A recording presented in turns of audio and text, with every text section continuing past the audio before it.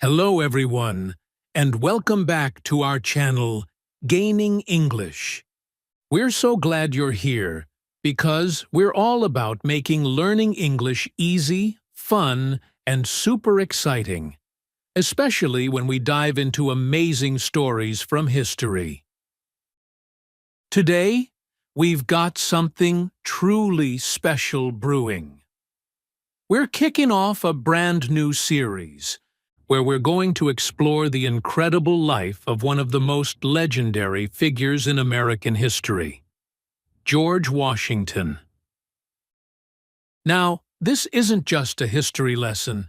It's also a fantastic way to really boost your English skills. You're going to pick up new words, see how sentences are put together in interesting ways, and even learn a bit about how to tell a good story. All while discovering the fascinating journey of America's very first president. We promise you, by the time we wrap up this series, you'll not only be speaking English better, but you'll also feel incredibly inspired by George Washington's unbelievable struggles and triumphs. So, go ahead, get comfy, listen closely, and let's jump right into this captivating journey. It was a chilly, quiet morning on February 22nd, 1732, way back in the British colony of Virginia. In a humble little farmhouse in Westmoreland County, a baby boy was born. His name was George Washington. Nobody knew it then, but this simple child, from a farming family, would one day lead a revolution and become the very first president of the United States. But let me tell you, his path wasn't easy. His life was packed with challenges, heartbreaking losses, endless hard work, and crucial lessons that truly shaped him into the remarkable leader the world remembers today. George Washington grew up in a big family. His dad, Augustine Washington, was a really hard-working man who owned farms and plantations. He was a respected businessman, but life in the 1700s was tough. The family relied on farming, and every single day was a struggle just to get by. George's mom, Mary Ball Washington, was a strong and strict woman who believed in discipline and hard work. George had a lot of siblings, but sadly, not all of them made it past childhood. Back then, many kids died young because of diseases and a lack of medicine. Life was unpredictable, and young George had to learn just how important strength and resilience were from a very early age. When George was just 11 years old, tragedy struck. His father, Augustine, suddenly passed away. This was absolutely devastating for young George. Losing your dad so young meant he had to grow up much faster than other kids. His mom, Mary, had to raise him and his siblings all by herself, and she was super strict about discipline. She taught him the core values of hard work, honesty, and responsibility. Since his father had died, George didn't inherit much land or money. His older brothers got most of the family property, so George had to figure out his own way in the world. But honestly, this challenge just made him even stronger. Unlike many famous leaders in history, George Washington never actually went to a proper school. He didn't get a fancy education like other wealthy children. Instead, he was homeschooled by private tutors, learning the basics of reading, writing, and math. One of the biggest influences in his life was his older brother, Lawrence Washington. Lawrence was almost like a father figure to young George. He'd served in the British military and was a really educated, disciplined guy. George looked up to him a lot and learned so much about leadership, discipline, and responsibility from his brother. Now, there's a really famous story about young George Washington and a cherry tree. The story goes that when he was about 6 years old, he got a small axe as a gift. Excited to use it, he went into his family's garden and chopped down a beautiful cherry tree. When his father asked who did it, little George didn't lie. He bravely said, "I cannot tell a lie. I did it." His father was so impressed by his honesty that he forgave him instantly.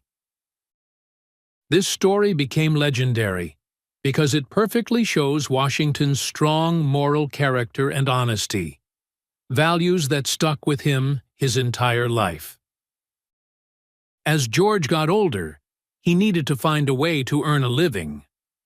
Since he didn't inherit much from his father, he had to work hard to build his future. By the age of 16, he started working as a land surveyor. This meant he measured and mapped land for people who wanted to buy or sell property. This job was definitely not easy. George had to travel through dangerous forests, cross rivers, and sleep outdoors in rough weather. But these experiences made him tough and taught him survival skills that later helped him big time in war and leadership. By the time he was 17, George had become super skilled and respected in his job. He earned good money, and people started noticing how smart and disciplined he was. He wasn't just a young farm boy anymore. He was becoming a man of serious responsibility and ambition. Just as things were going well, tragedy struck again. In 1752, George's older brother, Lawrence Washington, got very sick with tuberculosis, a deadly disease back then. George took care of him and even traveled with him to warmer places, hoping the climate would help. But sadly, Lawrence passed away. This was absolutely heartbreaking for George. He'd lost his father at 11, and now his beloved brother at 20. But instead of giving up, George actually became stronger. After Lawrence's death, George took over some of his responsibilities and even inherited Mount Vernon, that beautiful estate that would later become his lifelong home. After losing his brother, George's life took a brand new turn. He was now a young man with experience, discipline, and a really strong sense of responsibility. People started noticing his leadership skills, and soon he'd step into a role that would change his life forever. By the time George Washington turned 21, he'd already gone through so much: loss, hardship, and a ton of responsibility. But now, a new challenge was waiting for him, one that would shape his future and prepare him for the huge battles ahead. Around this time, Britain and France were having a big conflict over land in North America, especially in the Ohio River Valley. Both nations really wanted control over this valuable region. The British government needed someone dependable and brave to deliver a message to the French, basically telling them to leave British-claimed land. They chose George Washington for this super dangerous mission. Washington was young, ambitious, and really eager to prove himself.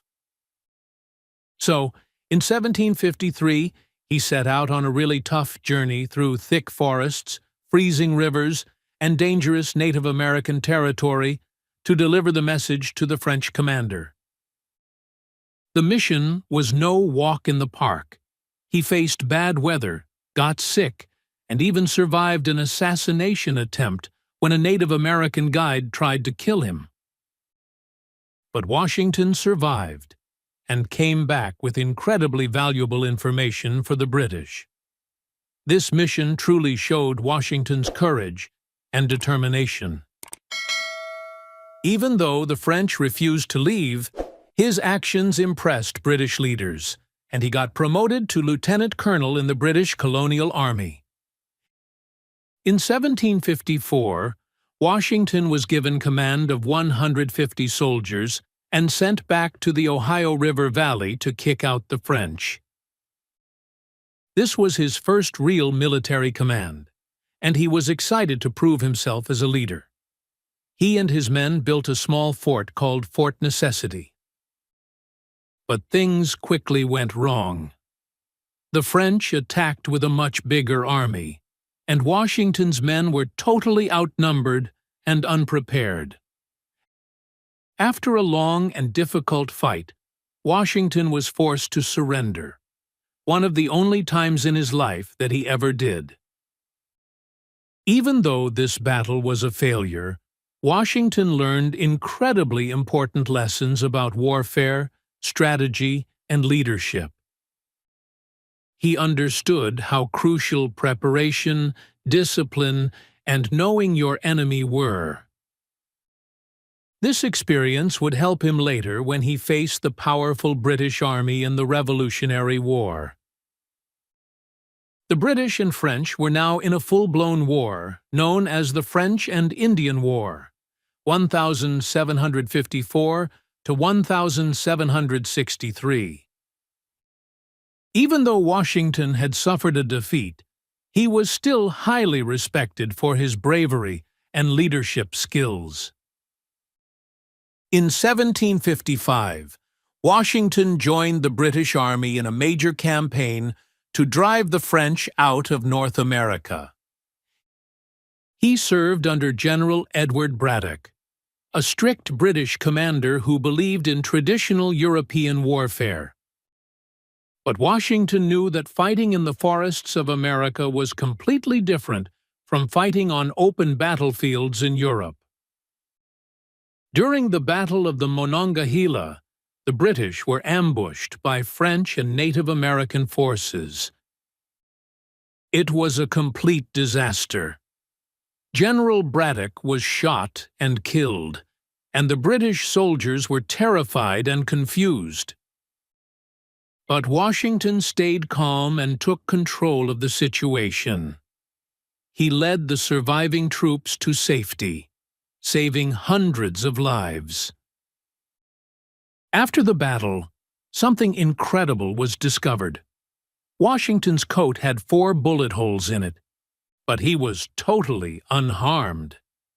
Many believed that he was protected by some divine power, and this event just added to his legend as a leader destined for greatness.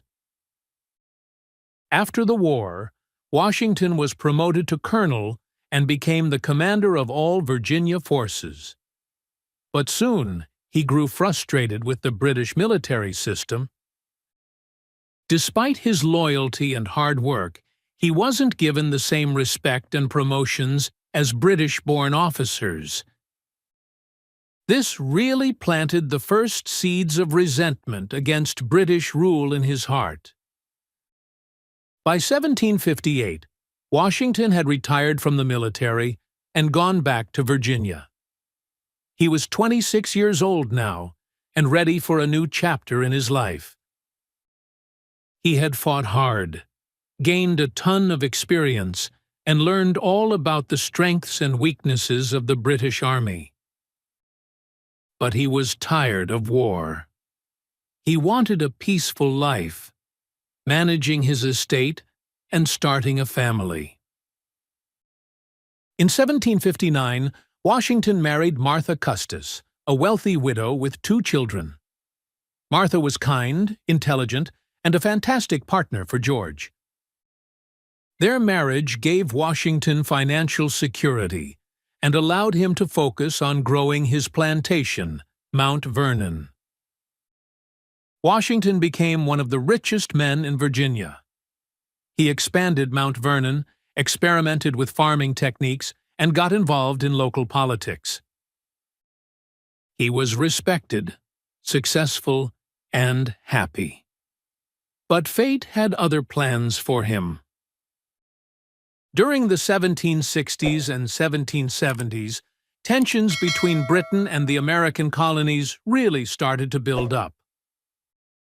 The British government imposed heavy taxes on the colonies without giving them any say in Parliament. This made many Americans, including Washington, furious. He believed in freedom and fair treatment. He saw how British laws hurt farmers, businesses, and ordinary people. He started attending meetings with other colonial leaders to discuss standing up against British rule. By 1775, the American colonies were on the very edge of war with Britain. The British government had been taxing the colonies relentlessly, imposing harsh laws, and flat out refusing to give them any voice in Parliament. People were boiling with anger, and many were ready to fight for their freedom. In April 1775, the first shots of the American Revolution were fired at Lexington and Concord. The colonies quickly realized they needed a strong leader to unite them and lead their army against the most powerful military in the world, the British Army. All eyes turned to George Washington. Washington was already one of the most respected men in America. He was a war hero, a wealthy landowner, and a proven leader. So, when the Second Continental Congress met in June 1775, they unanimously chose Washington to be the commander-in-chief of the Continental Army. Even though he accepted the huge responsibility, Washington knew this would be the biggest challenge of his entire life. The American army was weak, poorly trained, and barely had any weapons. The British Army, on the other hand, was well-trained, well-funded, and had powerful warships. Washington had no choice but to fight smart, use clever strategies, and never, ever give up. Washington's first real test as a commander came in Boston. The British had taken control of the city, and Washington needed a plan to drive them out. He rigorously trained his army, and with some really clever strategy, he managed to force the British to retreat in March 1776. This was a huge victory for America. But soon, things became much, much harder.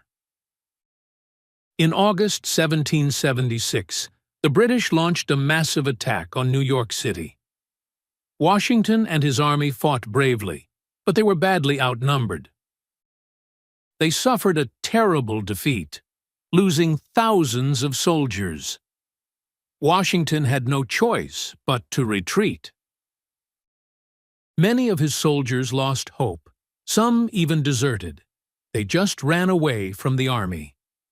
Winter came, and the situation got even worse.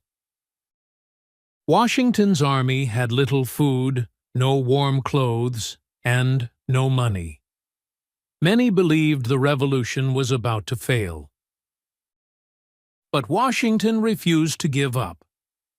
On Christmas night, 1776, he launched a daring attack on the British at Trenton, New Jersey. In the middle of the night, Washington and his men crossed the icy Delaware River, surprising the enemy and winning a crucial victory. This battle seriously boosted morale and gave the soldiers hope again. The winter of 1777 to 1778 at Valley Forge was one of the absolute hardest times of the war. Washington and his army camped in the freezing cold. They had no proper shelter, barely any food, and many soldiers died from disease and hunger. But something incredible happened. Instead of breaking down, Washington used this time to really train his army. With the help of a European officer, Baron von Steuben, he turned his poorly trained soldiers into a strong, disciplined army. By the time spring arrived, Washington's army was ready to take on the British again. For several years, Washington kept leading his army in battles across America. Some battles were won, others were lost, but he never gave up. In 1781, with some much-needed help from the French army, Washington led his troops in a final decisive battle at Yorktown, Virginia. After a long fight, the British army surrendered, marking the end of the war. America had finally won its independence. After the Revolutionary War, America had won its freedom. But there was a big problem. There was no real government, no strong leadership, and no clear direction for the new country. The people desperately needed someone they could trust, someone strong, wise, and respected. That person was, of course, George Washington. In 1789, Washington was unanimously elected as the first president of the United States. He actually didn't want to be president. He had already served his country for many years and just wanted to retire to his farm in Mount Vernon. But the people trusted him completely, and he felt it was his duty to lead. On April 30th, 1789, George Washington took the oath of office in New York City, which was the first capital of the United States. The entire country celebrated. People cheered in the streets, church bells rang, and newspapers called him the father of our country. Washington faced so many challenges as the first president. The United States was a brand new country, and everything had to be built from scratch. There were no rules for how a president should lead, no traditions, and no examples to follow. But Washington knew that every single decision he made would set a precedent, an example for future presidents. He wanted to create a government that was fair, strong, and respected. One of his first acts as president was to create the first cabinet, a group of trusted advisors to help him run the government. He chose brilliant minds like Thomas Jefferson as Secretary of State, Alexander Hamilton as Secretary of the Treasury, and Henry Knox as Secretary of War. These men helped Washington build the very foundation of the American government. Being president definitely wasn't easy. Washington dealt with many tough problems. Money problems. The U.S. was deep in debt after the war. Alexander Hamilton, with Washington's support, helped create a financial system to get the economy stable. Foreign threats. Britain and France were at war, and both wanted America to pick a side. Washington wisely decided that America should stay neutral. The Whiskey Rebellion. In 1794, farmers in Pennsylvania rebelled against a new tax on whiskey. Washington sent troops to stop the rebellion, proving that the new government was strong and wouldn't tolerate violence. Political divisions. Two political parties started to form: the Federalists, led by Hamilton, and the Democratic Republicans, led by Jefferson. Washington hated political parties and warned that they would divide the country. Despite all these hurdles, Washington kept the country united and created a government that would last for centuries. After serving 2 terms, that's 8 years, as president, Washington decided to step down. Many people wanted him to serve a third term, but he refused. He strongly believed that no president should stay in power for too long. This would prevent a king-like ruler from emerging. Before leaving office, he gave his famous farewell address in 1796. In this powerful speech, he gave 3 important warnings. Stay united. He warned Americans not to let political parties divide them. Avoid foreign wars. He believed America should stay out of conflicts in Europe. Protect democracy.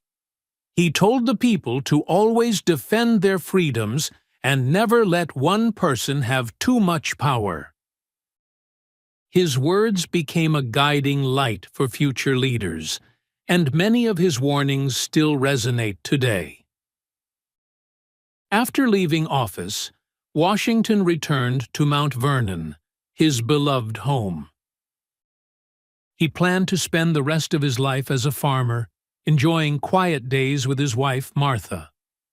But his peaceful retirement didn't last long. In 1799, Washington developed a severe sore throat after riding his horse in the cold rain. His condition quickly worsened. On December 14, 1799, after being treated by doctors who mistakenly bled him too much, George Washington passed away at the age of 67. The entire nation mourned his death. People cried in the streets, church bells rang across the country, and even leaders in Europe honored him.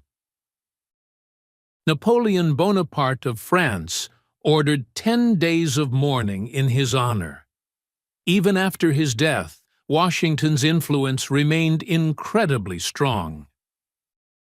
He set so many traditions for future presidents, serving only 2 terms, which later became law, creating the cabinet system, giving a farewell address, and keeping the country neutral in foreign wars. Today, Washington is honored in countless ways. The capital city, Washington, D.C., is named after him. His face is on the $1 bill. His home, Mount Vernon, is a historic site. The Washington Monument in D.C. stands tall in his memory. Schools, streets, and parks bear his name. There's even a holiday dedicated to him, President's Day, where Americans honor his leadership and the huge role he played in shaping the nation. But Washington's legacy isn't just about statues and holidays. It's about values like courage, integrity, and true leadership. He wasn't a perfect man, but he was a man who gave absolutely everything for his country. He could have been a king, but he chose democracy. He could have stayed in power, but he chose to step down. He could have let the country fall into chaos, but he laid the foundation for a strong and stable nation. So, what can we learn from George Washington? Lead with integrity. Washington led by example. He was honest and responsible and always put his country's needs above his own desires. In life, true leaders aren't those who just want power, but those who bravely take responsibility. Never give up. He faced so many defeats and tough battles, but he never, ever gave up. He believed in his cause and fought until the very end. This teaches us that failure isn't the end. It's often just a step toward success. Be humble and selfless. He refused to become a king because he deeply believed in democracy. He showed the world that real power comes from serving others, not from controlling them. Have the courage to make tough choices. Whether in battle or politics, Washington made really difficult decisions. He teaches us that true strength is in making the right choices, even when they're hard. Focus on unity, not division. He always worked to bring people together, not split them apart. In a world full of conflicts and differences, we absolutely must learn to build bridges, not walls. George Washington was more than just the first president of the United States. He was a symbol of hope, determination, and democracy. His story reminds us that one person can truly change the course of history. His life teaches us that real success isn't about how much wealth or power you have, but about leaving a legacy that inspires generations. So, whenever you see his name, his face, or hear about him, remember the amazing lessons he left behind. Be a leader in your own life. Stand up for what's right. Never give up, no matter how tough the journey gets. Because just like Washington, you too have the power to shape the future. Thank you so much for joining us on this journey through history. Keep learning, keep growing, and always believe in the power of one person to make a difference. Don't forget to subscribe to our channel for more powerful and engaging stories that will improve your English while teaching you incredible history and life lessons.